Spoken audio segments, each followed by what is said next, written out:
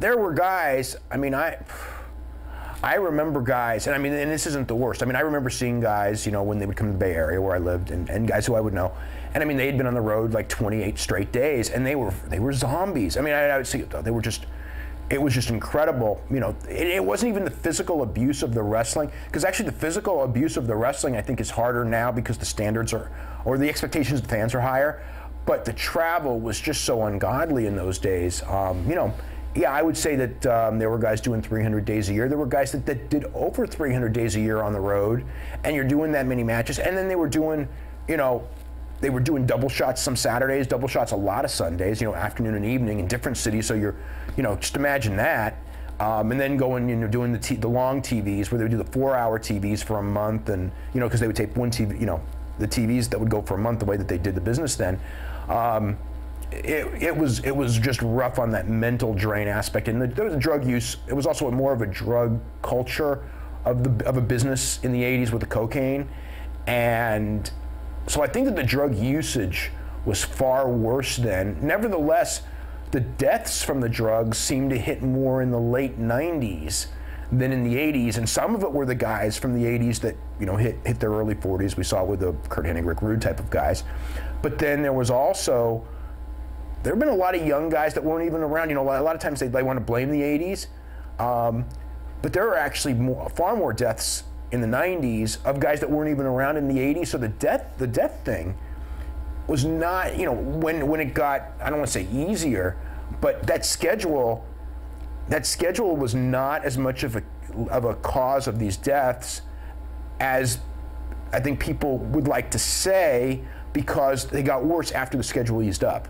And the guys who are dying now, not for, you know, for the most part, never lived that schedule. Now I would say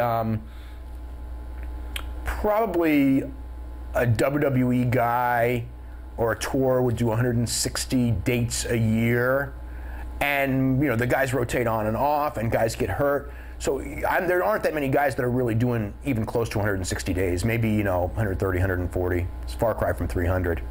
But, you know, I think they have to put a little bit more into each match than they did, you know. Well, definitely more because of the nature of the television matches are much harder. The television matches, you know, in the 80s, you know, you just went in there, you went for 3 minutes, you kicked a guy around. I mean, now it's up, down, and, you know, long television matches and main event, you know, arena main event quality television matches, you know, along with the monthly pay-per-views and everything like that. So there's a lot more emphasis on more big matches. In the old days, you know, you would have your house show matches were more important than they are now, but the standard of what you needed to do wasn't any higher than it is now.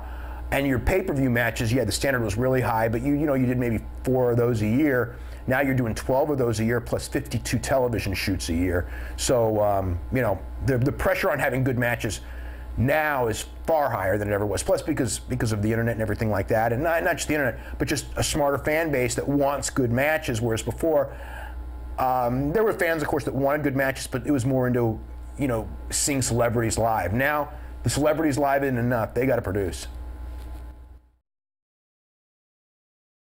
There's going to be some, no matter what, because it's a very physical sport. But I mean, the problem with the wrestling is that, like, you know, wrestling's not the only physical sport in the world. I mean, football is you know, I mean, it's you know, it's different. It's a different kind, because wrestling, it's night after night, and there's no off season, both of which are killers. I think that there have been steps to make it less, you know, less emphasis on crazy bumps like we had a few years ago. That was real tough when everybody was doing, can you top this? Go through more tables, go from higher heights. That's the kind of stuff that's really going to mess you up, you know, when you're trying to top it, and then you're just taking painkillers to get through. Making it more, you know, telling a story in the ring and all that. It's harder for some fans to watch it, but it was a necessary change that WWE made, you know, just recently. So it helps. Nevertheless, it's always going to be there, and the matches, they're still physically hard. People are always going to be doing pain pills to get through it, plus the schedule, you know, doing that travel schedule. It's not as hard as it once was. It's not as hard as the 80s.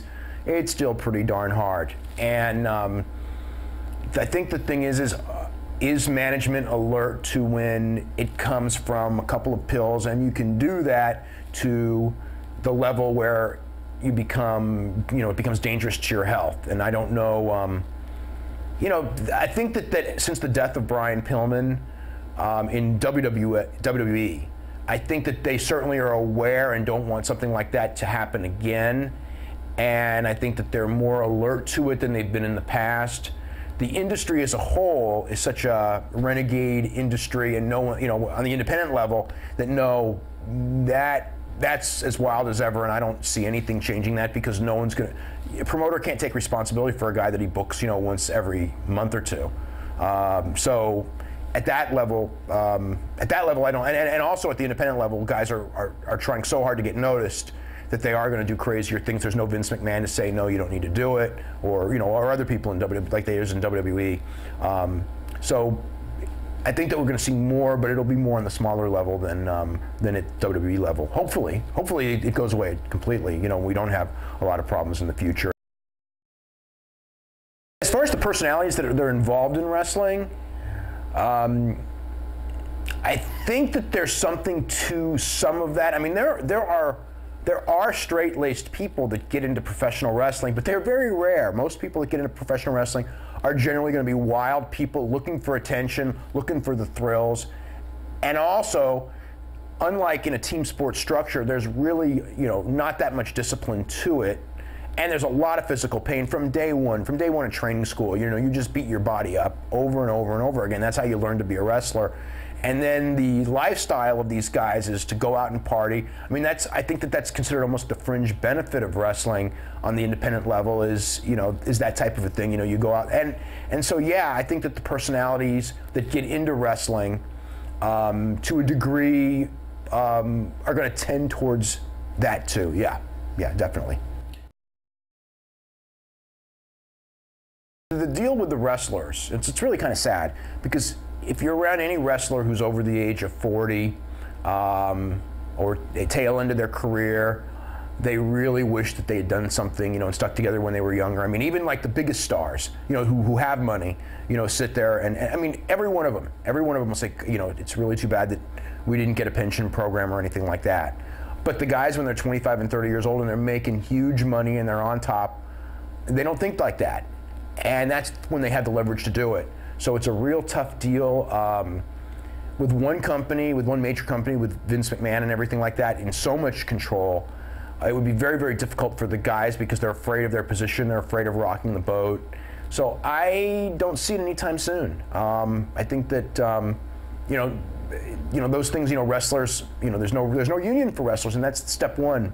You know, to do that. You know, and I don't know. Too many businesses of that size where there's so much money. I mean, there are, I'm sure, but you know, no sport, that's for sure, of that size with that kind of money at stake where there's no union at all. You know, boxers, I don't think, have a union. But wrestlers are more, you know, boxers only, you know, box every now and then. Wrestling's like a, you know, it's a full-time job, a very full-time job. No, I don't expect it.